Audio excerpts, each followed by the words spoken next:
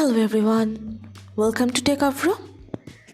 Today in this video, I'm gonna show you how to strike through in your WhatsApp.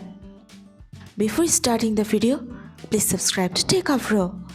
So let's get started. For this, you have to open your WhatsApp. If you want to strike through to your message, you just have to press here tilde key, then your message, again tilde key.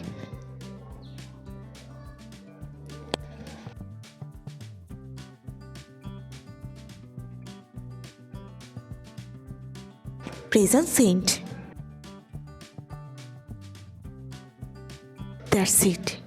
So this is how to strike through in your WhatsApp. So guys, that's it. You can do this. I think this video is very helpful to you. If it was, then give a thumbs up and hit the subscribe button. And thanks for watching.